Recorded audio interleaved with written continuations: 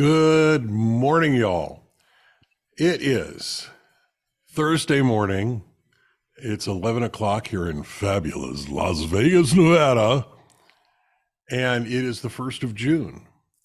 And in different parts of the world, I think Pride Month falls in different months. But here in the US, I believe this is Pride Month. And so I got my Pride pins on. Pride And this is a new one that Ricky got for me. It's two skulls like breathing pride fire at each other. It makes zero sense, but it is very cool, and I love it. I had the same reaction to it. And then this is my Live Long and Prosper pride pin that I've had for a while. Yes, live long and prosper. Did the thumbs go out? The thumbs definitely go out. You know, Okay. you don't know the history of the hand signal, do you? Yes, we've talked about it before. Yeah, so it's a Hebrew shin, which, if you look it up, has the three prongs. Yeah. Yeah, so that's going on. And I wanted to talk briefly about why Pride Month should be important to everybody, and why, even if you don't fall on the LGBTQIA plus spectrum, it's still important to raise awareness and to be supportive and to be what we call an ally. Because Valentina, come on, pardon me? Kirsten, you know this. Kirsten, I know you know this. Speak Valentina. Ally. You don't know that one? It's a classic. No.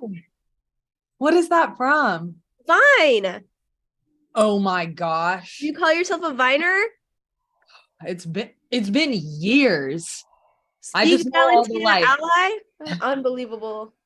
Unbelievable. You know what? I'll just see myself out. Bye, guys. Yeah. So,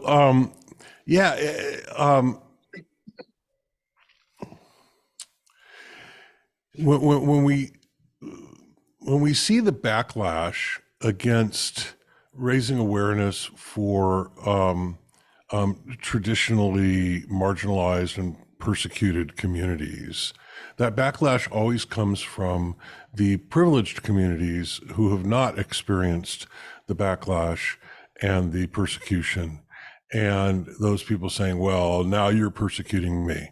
And my response to that is always the same. When you're accustomed to privilege, equality feels like persecution. And so it's really super important for all of us to just want to have everybody on a level playing field.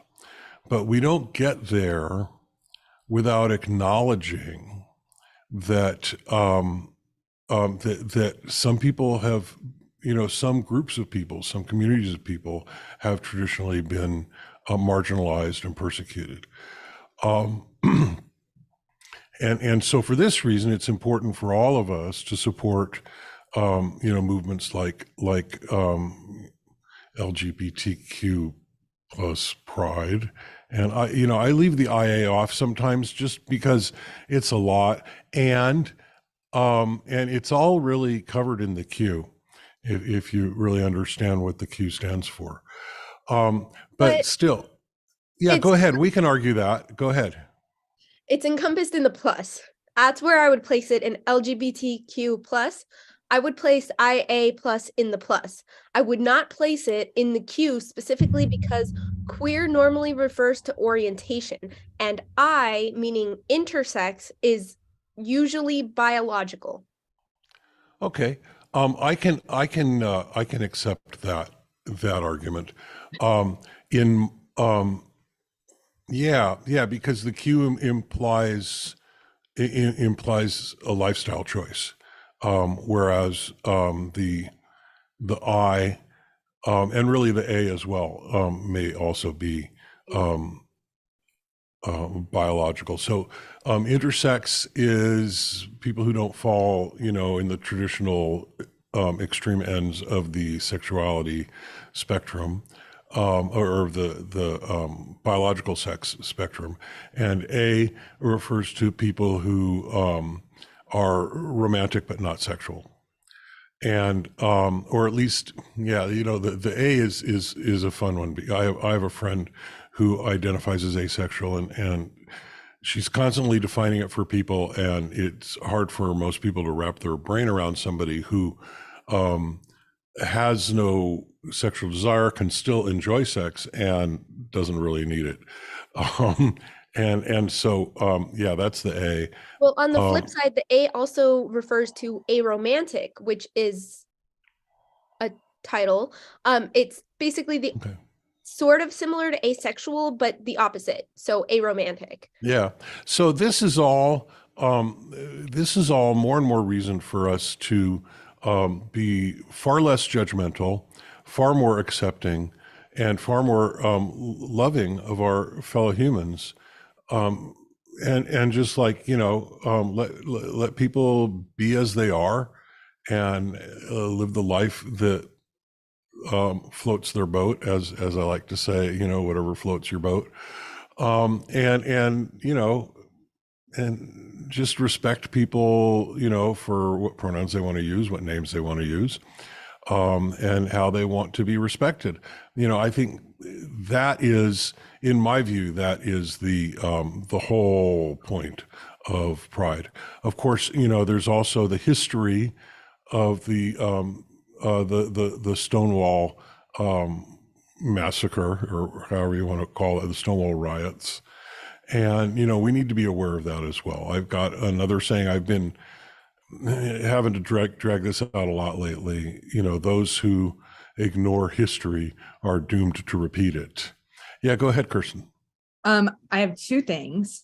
One, did you know that the original rainbow flag, each color is a different meaning?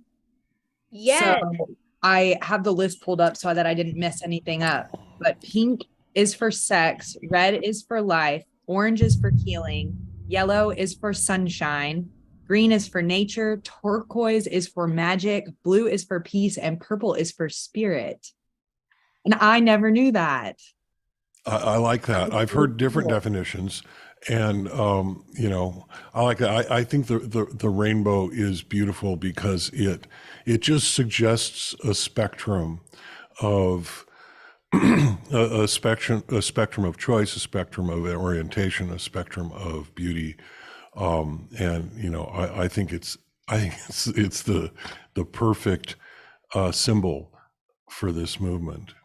Yes. Ricky, were you going to say something? Well, sexuality is a lot like, I have almond milk next to me because I made my dirty chai latte with it just now.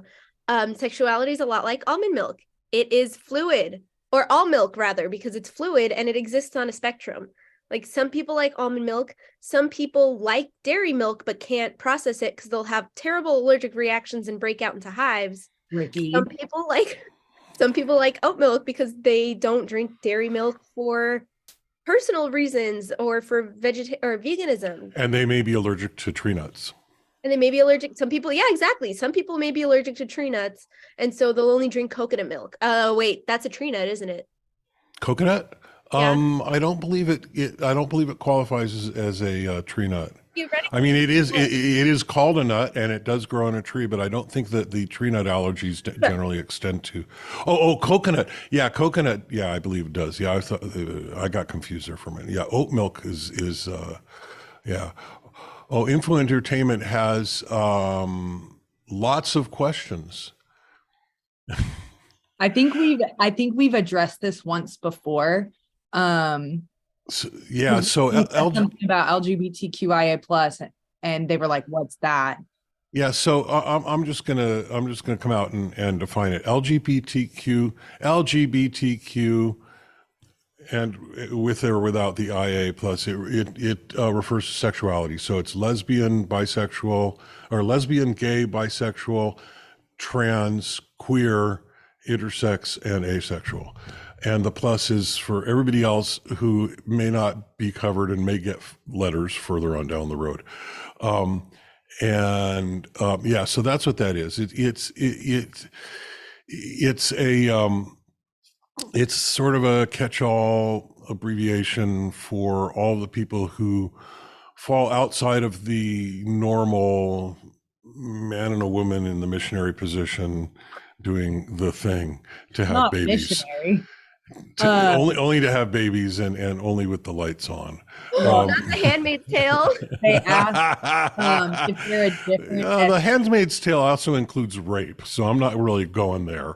But yeah, so there was a study that I love to go back to this. There was a study in the 50s by the Kinseys, and the Kinseys were the pioneers in human sexuality research, and they found, and it's a well documented, peer reviewed study, and they found that very, very few people fall on the absolute extremes of the heterosexual, homosexual spectrum.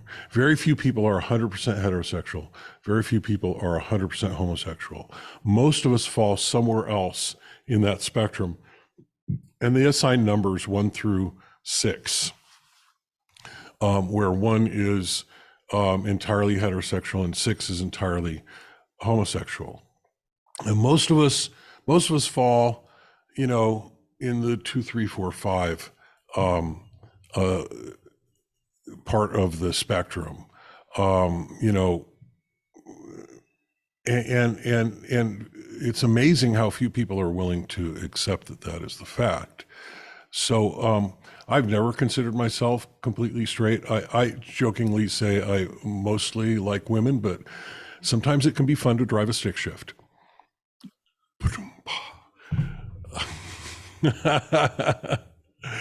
And Muhammad is confused. Oh, this is info entertainment. It's not that there's more than just male and female, which there is. Most humans do fall into either biologically male or biologically female, and yet there are other, you could say, genders. There are people who have different chromosomes than just X, Y, or XX, and they may have an extra X, an extra Y. They may fall outside of even that spectrum. Is there something I didn't know? Please teach me. Yeah, I'm doing my best. So, yeah, and you can do some research. You can look up some of these papers. It's not hard to find this information, and yeah. Well, I mean, yeah, sexuality and who a person is attracted to, it definitely falls on a spectrum. But I mean, the way society has been, even up until recently, even up to now, it is, especially in other countries too, not accepted to be gay or to be queer or to have same-sex attraction or to identify as a gender that you weren't born with. And so a lot of people never learn that that is okay and that's how you get made. Some people go to conversion therapy or conversion camps, and a lot of conversion camp attendees, a lot of the times those stories end in suicide, and it's heartbreaking because they don't believe that they can be alive and also go against their religion by being who they are, or stay in their religion and hide who they are. So a lot of the times it's religious, sometimes it's societal, sometimes it's the way your family is and the way that they present relationships to you. Yeah. So I want to respond to one final question here from Info Entertainment, and then we're going to move on. Info Entertainment asks, is this biologically proven? And the answer to that is yes. The fact that there are people who don't just have either XX or XY chromosomes, that is a biological fact, and that is definitely proven. And that is separate and distinct from sexual orientation, which is whether I'm attracted to this kind of person or whether I'm attracted to that kind of person. I look at it like some people are attracted to the big booty. Some people are attracted to, a strong upper body. Some people are attracted to skinny. Some people are attracted to fat. Some people are attracted to boys and some people are attracted to girls. And, it's no different. Who you're attracted to should be nobody's business but you and maybe the person you're attracted to, if you approach that person with consent and respect and dignity. And sexual attraction is biologically proven. There's several studies on how being gay is not a lifestyle choice. Right. And yet the exact mechanism of all of that is still unknown. And so, when I'm a pedant about these things, I don't really care if sexual orientation is nature or nurture. I really don't care. If somebody is attracted to me, then we'll have that conversation. And if they're not, then we won't. And I really don't care whether it's nature or nurture. And I know that the prevailing consensus among science is that a great deal of it is nature, and that's fine. If it was nurture, then we wouldn't have gay people because we all have parents who are male and female, right? That's how babies are made. And so it's not like, we learn this in school or from listening to rock and roll. It's somewhere inside of us. And so, that's fine. But what matters to me anyway, and this is just my perspective and my point of view, is that I don't care if this is what you like, that's what you like, and it's none of my damn business, right? All right. So I want to, a news story came across my feed this morning that I think is super important. And I want to start this out with a conversation I was having last week with some business associates I went to visit in Arizona. And somebody asked me, what do you think is the most, we were talking about AI and how dangerous AI, the potential danger of AI. And they said, well, what do you think is the most dangerous threat facing mankind? And I said, hands down, it's climate change. Because, oh, cool. Yeah. Because it has the potential to destroy life on Earth, or at least human life on Earth. And we're not doing anything about it. We claim to be doing things about it, but we're not doing the one thing that we would have to do in order to solve it. And what is that one thing that we would have to do? I'm going to leave you with a cliffhanger for a moment.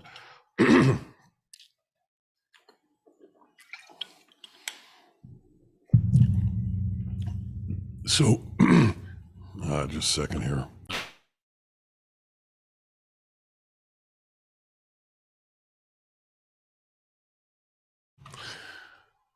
So what is that one thing that we have to do that we're not doing?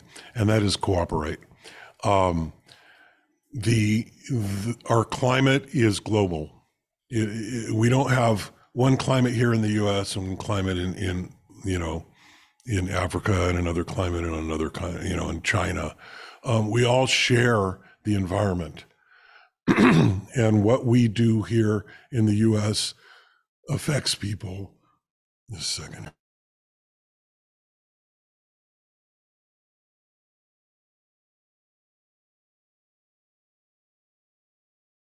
Take your time. I am updating the chat here. Hold on one moment. The old chatteroony. The old chatabata. Yeah. So what we do here in one country or in one part of the world affects people in other countries and in other parts of the world. And the only way we ever solve this problem is if we all cooperate. And info and entertainment, no, you did not offend me.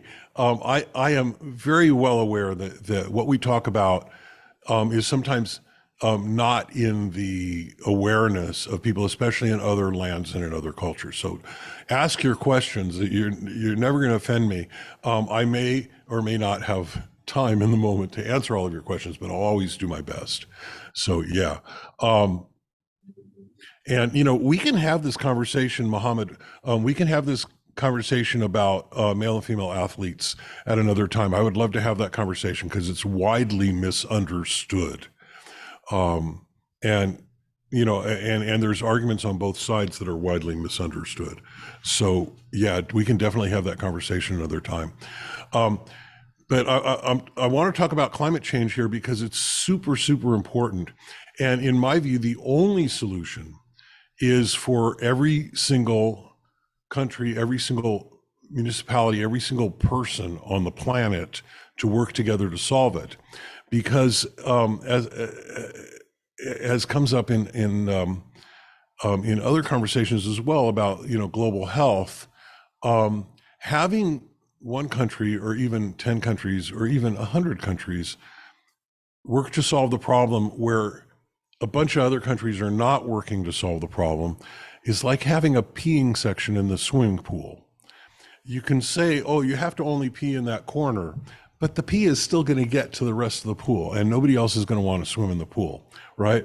You're making assumptions there.